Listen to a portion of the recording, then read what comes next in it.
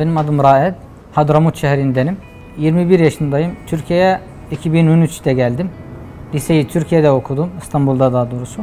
Şu an Marmara Üniversitesi'nde siyaset bilimi ve uluslararası ilişkiler bölümündeyim. 1. sınıftayım. Biz 14 kişiyiz. Babam Suudi Arabistan'da çalışıyor. Bir abim de Suudi Arabistan'da, diğerleri Yemen'de. Türkiye'ye gelmeden önce ilk başta ben Yemen'deyken ben köydeydim. İngilizce kursuna gidiyordum.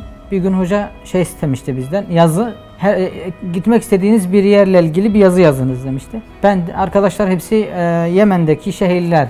Her arkadaş bir şehir seçti, onunla ilgili yazdı falan. Ben aklıma bir tek Türkiye geldi. Yazdım, hocaya verdim. Hocaya verdiğimde herkes gülüyordu bana. Hiç olmayacak gibi, imkansız diyorlardı. Ben dedim zaten yazı zaten ne olacak. Bir yıl sonra bir sene geçti. Bir gün Ramazan ayındaydık. Derneğe gitmiştim. Orada tanıdıklarım var, hoca vardı. Beni çağırmıştı. Bu 8. sınıftan sonra 9. sınıfı bitirmiştim. Nasıl Raed falan. Sonra dedi ki Türkiye'ye gitmek istiyor musun? Ben belki o hikaye yani bir arkadaştan duymuş, şakasına söylüyor falan dedim. Hocam istiyorum da ama yani nasıl olacak dedi. Bir burs var dedi. Bir okul öğrenci istiyor. Başarılı bir öğrenci falan. Biz seni seçtik. 1-2 ay sonra hoca arıyor beni. Dedi ki bu okulun müdürü, Türkiye'deki okulun müdürü geldi. Mülakat yapmak istiyor seninle. Yani tamam dedim. Gittim, mülakat yaptık hocayla falan. Hoca Türkiye hakkında soruyordu. Bana da sordu ne yapacaksın? Niye Türkiye'ye gitmek istiyorsun? Ben de Osmanlı biliyordum. Yani Osmanlı tarihini okumuştum önceden. Osmanlı anlatmıştım. Dedim ki o yani İstanbul'u görmek istiyorum. Hani o eserler, o Osmanlı'dan kalan eserleri görmek istiyordum. O halkı tanımak istiyordum falan dedim. Türkiye ismi biraz bizim oralarda biliniyordu. Herkes Türkiye'yi seviyordu. Herkesin dilindeydi. Övüyorlardı, dua ediyorlardı Türkiye'ye. Ben de orada olmak istiyorum. Bu Türkiye hani Müslümanlığın öncüsü diyebilirsek. O ülkede olmak istiyorum. Kendimi geliştirmek istiyordum. Yemen'e döndüğümde bir faydam, bir katkım olsun Yemen'e. O mülakattan sonra mülakat iyi geçmişti. Öylece İstanbul'a geldim. Liseyi okudum İstanbul'da. Ehramcizade'de erkek Kur'an kursunda kalıyorduk. Anadolu Lisesi'nde kayıtlıydık. Bitirdikten sonra üniversiteye başladık. Ve devam ediyoruz, şu an 1. sınıftayım. Eskiden zaten Yemen'e mutlu Yemen diyorlardı. Peygamber sallallahu aleyhi ve sellem hikmet ve iman Yemenlilerin diyor. Yemen çok, nasıl anlatayım, çok iyiydi, güzeldi. Halkı da basit, böyle fazla hayatı böyle lüks şeylere ilgilenen bir toplum değil bizim toplum. Fakat sorun güçlü hükümet yoktu. Eğitim de seviyesi düşüktü. Okuma yazma oranı çok azdı Yemen'de. Halkın yarısı hükümette çalışıyordu. Diğeri özel sektörde çalışıyorlardı. Ticarette çalışıyorlardı, sanayide. Konumu Suudi Arabistan güneyinde kalıyor. Bir Hint Okyanusu var. Bir de Arap Denizi var. Oradan da Bab-ül Mendeb, Arap Denizi ile Kızıl Deniz'i bağlayan bir kanal. Çoğu insanlar Yemen çöl olarak biliyor.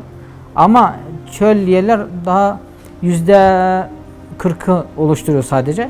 Diğeri yeşillik, yani Yemen'e gideniniz varsa İb, Taiz, başkent Sana, hepsi oralar yeşillik. İklimi de çok soğuk değil, orta, ne soğuk ne de sıcak. Hadramut'a gittiğimizde, güneye gittiğimizde gittikçe biraz sıcak iklime dönüşüyor. Yani güneyin %70-80'i falan çöl olur. Yemen'in yeraltı kaynakları petrol, demir, bir sürü yeraltı kaynakları var. Yani neredeyse Suudi Arabistan'a yakın yerde Suudi Arabistan'dan daha çok yeraltı kaynakları var. Özellikle petrol, gaz falan, onlardan zengin bir ülke. Yemen'in tarihi eserlerine rağmen, yeraltı kaynaklarına rağmen eski rejim Ali Abdullah Salih devrilen Cumhurbaşkanımız bir sistem kuramadı.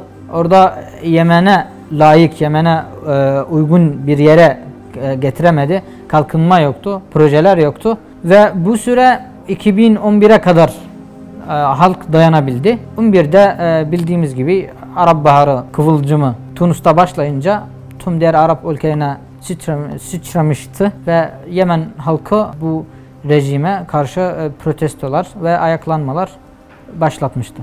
Ayaklanmalar gittikçe tüm şehirlere yayılıyordu. Ali Abdullah Salih Suudi Arabistan'ın yardımıyla hükümetten istifa edilmişti ve hükümeti yardımcısına Ali Abdurrabbu Mansur Hadi'ye bırakmıştı. Ondan sonra seçim olmuştu.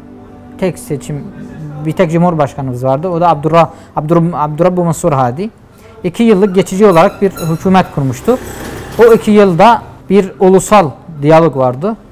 Yemen'in geleceğiyle ilgili ve geçmişteki tüm sorunları çözmek amaçlayan bir diyalogtu. Ve tüm Yemen kesimlerinden temsilciler vardı. Bu 1 yıl civarında sürmüştü bu diyalog. Bu diyalogtan sonra bir referandum olacaktı. Yemen federal bir ülke olacaktı. Ama Husiler eski Cumhurbaşkanı'nın yardımıyla, desteğiyle bir darbe yapmışlardı 2014. Ve ondan sonra savaş başlamıştı ve tüm şehirlere yayılmıştı.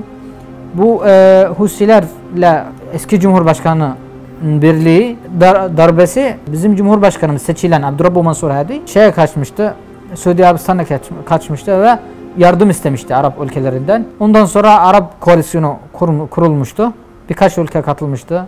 Arap Müslüman ülkelerinden, Arap olmayan ülkeler de vardı. Sonra olaylar savaş olunca bunlar Arap koalisyonu üstten vuruyordu, havadan vuruyordu.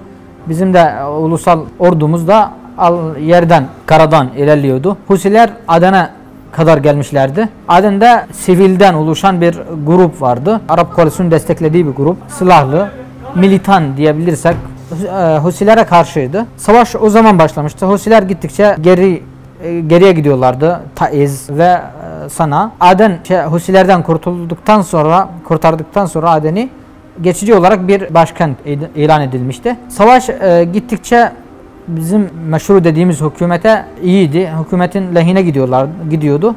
Fakat dış güçlerin etkisiyle bir türlü bir uyum sağlanmadı.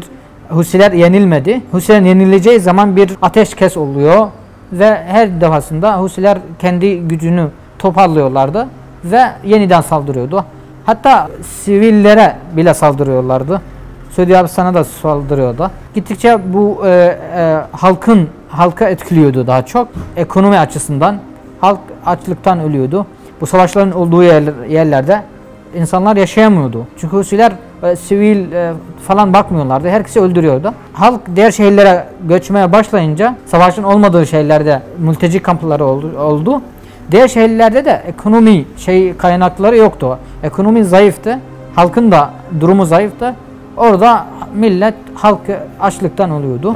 Susuzluktan. Dışarıdan da bu Arap koalisyonu tüm limanları kapattı. Havadan uçaklar gelmiyordu. Şu an Türkiye'den bile gitmiyor. Bir tek Mısır veya Suudi Arabistan. Bir de Arap koalisyonunun izniyle bir uçak gidebiliyor. Bu gittikçe Yemen'in durumu, insanların durumu daha da kötüleşiyordu. Kötüye gidiyordu. Bugün siz görmüşsünüzdür. Fotoğraflarda görüyorsunuz. İnsanlar açlıktan ve susuzluktan ölüyor yani. Resmen ölüyor. Yani fotoğraflar bir kısım gösteriyor. Ama oraya gidenler, orayı bilenler, oralılar zaten biliyor. Yani diyelim medyada %20'si, %50'si, %30 bile sadece gösteriliyor. Diğeri gösterilmiyor. Yani medya bazı yerlere ulaşamıyor. Özellikle Husilerin yönettiği yerlere gidemiyor. Çünkü yasak. Oradaki yapılan katliamlar hepsi kimseye ulaşamaz. Husiler bunu yasaklıyor. Kendi işlemiş olduğu suçlar yayılmasın diye, diğer tüm ülkelere yansımasın diye yasaklıyor. Ve birkaç şehirde kamp oluşmuştu. Onların fotoğrafları görebiliyoruz. Diğer şehirlerde maalesef insanlar ölüyor. Husilerin egemenliği olduğu yerlerde. Şu an durum o kadar karışık ki herkes öldürülüyor ya. Ölüyor. Kim öldürdü, niye öldürdü bilmiyoruz. Öldüreni de öldürüleni de bilmiyoruz. Yani durum o kadar vahim ki yani bir türlü ayırtamıyorsun. Birkaç militan var. Bir de ayrılıkçı gruplar da var. Hani Yemen'i ikiye bölelim, bir güney bir kuzey falan isteyenler de var. Yani gittikçe durum kötüleşiyor. Allah yardımcımız olsun. Savaş bir gün bitecek ve halk galip gelecek. Bu gruplardan, bu militanlardan kurtulacak inşallah. Kurtaracağız. Ve şu anki şu durumlarda güzel bir şey oluyor. O da halk şu an öğrenmeye gidiyor. Yani öğreniyorlar. Bu okuma yazma oranı gittikçe savaş olduğu halde herkes öğreniyor. Dünyayı tanımaya başlıyorlar. Böyle özgürlük hareketleri öğrenmeye başlıyorlar. Biliyor, böyle okuyor. Öğrenciler de dışarıya çıkıyor, öğreniyor. En çok Yemen öğrencileri Türkiye'de bulunuyor. Öğreniyor ve bu Yemen'in geleceğini yani şimdiden bakabiliriz, yani anlayabiliriz. Bu öğrenci Yemen'e dönecek, Yemen'i yönetecek. Yemen'in geleceği yani hep mutlu bakışla bakıyoruz ve her zaman öyle bakacağız inşallah. Yemen geleceği yani 5 yıla inşallah bu savaş ve bu durumlar en geç 5 yıla bitmiş olacak inşallah ve Yemen refahına inşallah kavuşacak.